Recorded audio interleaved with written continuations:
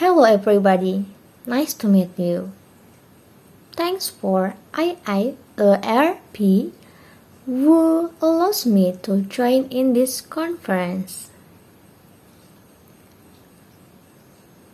The title of my paper today is The Importance of the Role of Parents in Providing Sexual Education to Avoid Sexual Harassment among low-class students at SD Negeri 1 Grendeng.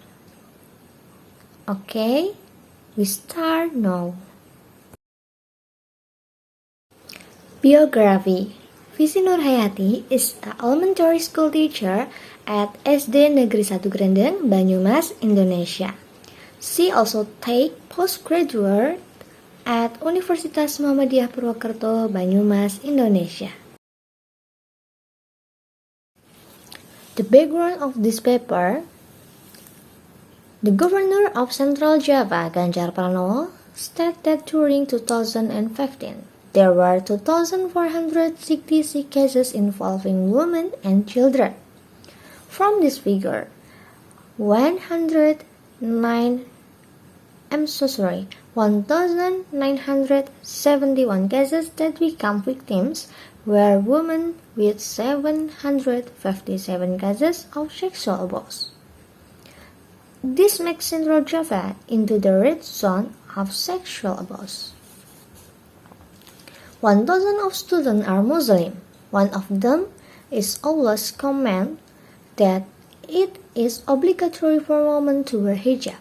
Surah Al-Ahzab 59. Considering sexual abuse regardless of age and gender, parents must have ways to protect their children from the danger of sexual abuse. There are many things parents can do to give understanding to their children in a simple and gradual ways, such as starting from habit at home. Republik Indonesia Laws Number 35 of 2014 Amendment to Law Number 23 of 2002 concerning children protection.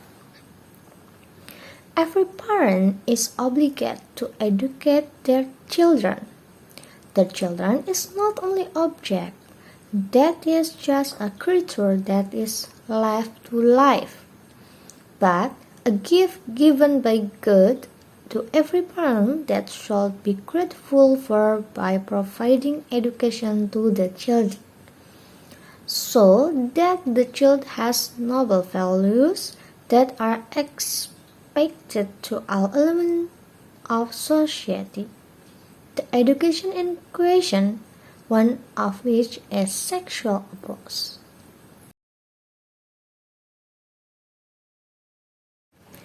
The research method in this study is descriptive-qualitative.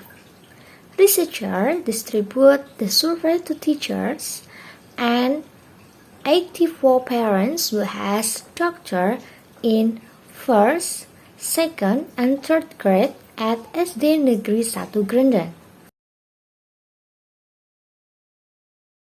Data search and data collection technique. Data sort. The primary data in this research is survey result and interview result. The secondary data take from books and previous research. And then data collection technique used in this study is survey method.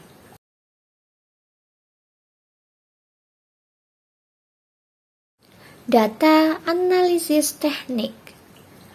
Data processing and analyzing technique use descriptive qualitative method. Questionnaires that have been filled out by respondents are analyzed in the form of descriptive sentence. And now, the result. Of the 84 parents who were invited to discuss with Islamic background, answered question 39.3% always used to get their doctor use the hijab when going out.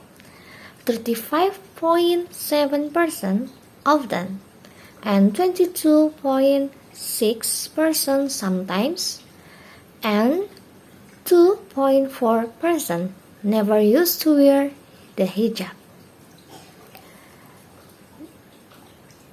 Always mean that every child left the parents' house to get used to wearing hijab, while it often means that parents sometimes get used to their children using the hijab, but not every time.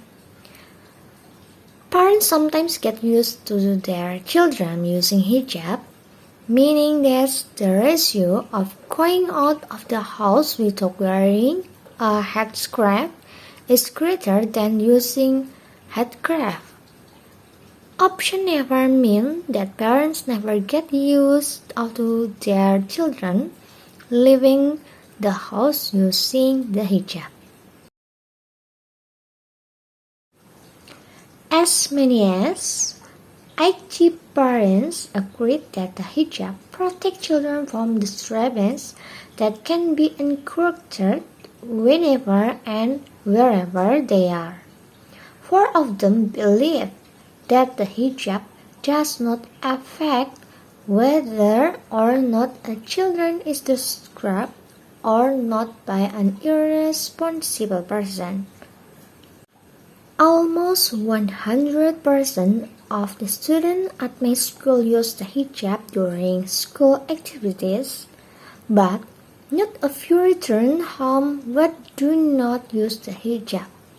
There are several reasons why parents give hijab to cover their aurat, but they also realize that by using the hijab, children will avoid interference. And next, the result of the study were as many as 84.5% of parents considered sexual education from an early age to be very important. 95.2% of parents agree that their children have the right to receive sexual education at an early age. As many as 4.8% of parents think that sexual education is a taboo subject and can be given when the children is older or has reached puberty. The diagram below show that the most parents understand that their children have the right to receive sexual education at an early age.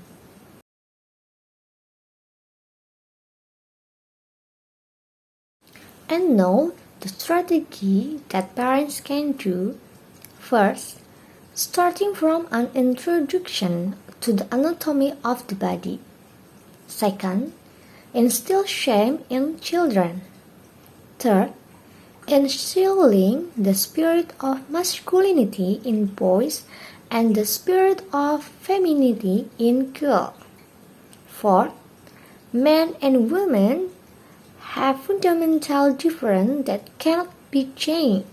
This means gender identity. 5. Introduce visiting times. Sample experiment within 3 times. Next, sport bath. And the last, cover the genital.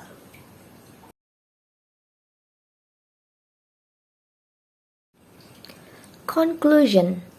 Many parents do not have sufficient knowledge to provide sexual education to their children. Parents must learn a lot about strategies for providing sexual education to their children so that they are able to synergy with teachers. Character building and habituation in sexual education does not only take an instant. Everyone must work together to provide sexual abuse from an early age, considering the danger of sexual abuse to women and children can occur everywhere, anytime, and to any regardless of gender or age.